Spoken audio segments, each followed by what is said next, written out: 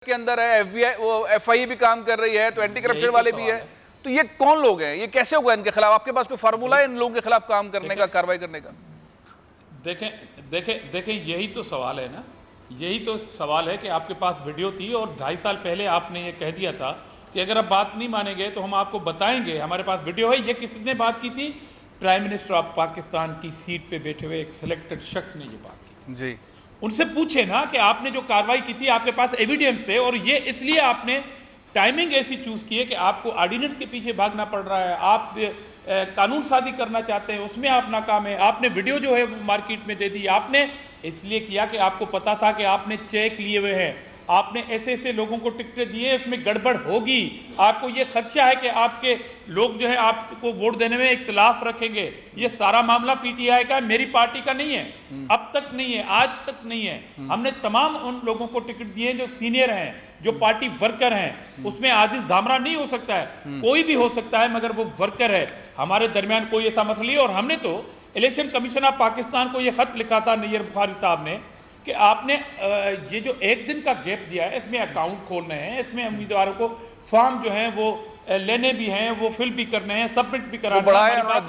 दो दिन का टाइम बढ़ाया। ये मेरा सवाल है, जी, ये मेरा सवाल है कि इलेक्शन कमीशन ऑफ पाकिस्तान को अचानक ये क्या सूझी कि एक पार्टी के खत लिखे हुए खत को रिजेक्ट कर दिया। ये सारा पीटीआई का मामला है।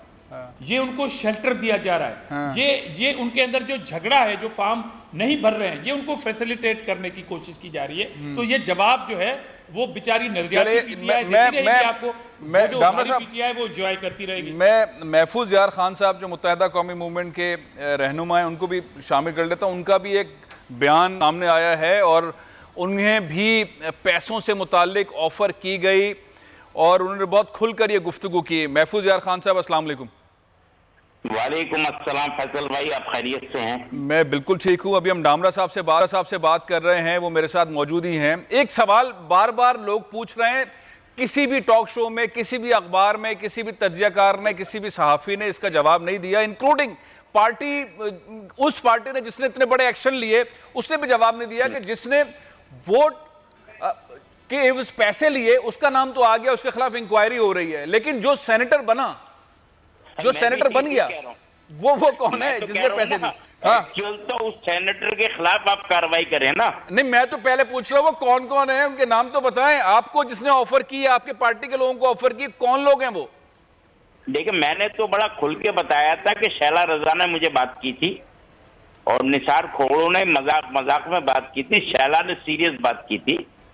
शैला रजा ने मुझसे ये कहा था कि हमें इलेक्टेबल्स की तलाश है और हम आने वाले इलेक्शन में आपको टिकट भी देंगे और अखराजात भी पूरे करेंगे।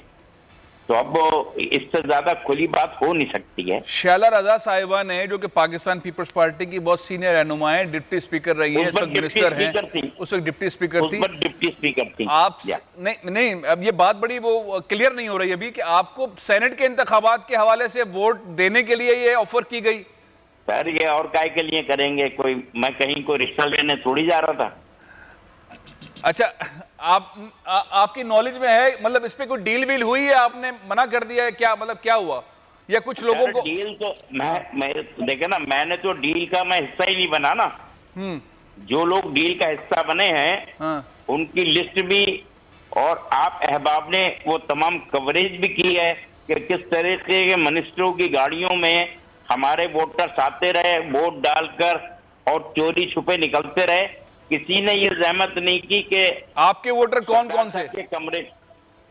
सर, मैं जो हूँ, नाम मैं कोई नहीं लूंगा फैसल भाई, बड़ी माजरत चाहता हूँ, क्योंकि जब ये शैला केस फाइल करेंगे ना, उसमें सब चीजें डिस्क्लोज करूँ। उन्होंने कहा है एक चैनल पे कि मैं इस पे केस करूंगी, तो या जो आप पेश होंगे फिर अदालत में, आप जाके बताएंगे ये सब कुछ? मैं बिल्कुल बताऊंगा। मैंने तो उनसे कहा, शैला से, मैंने कहा आप स्पेशल ओथ में कह दीजिए कि आपने गुफ्तगू नहीं की है। तो वो फिर वो वैसी लड़ने लगी जैसे मोहल्ले में लड़ाई होती है खवातीन की।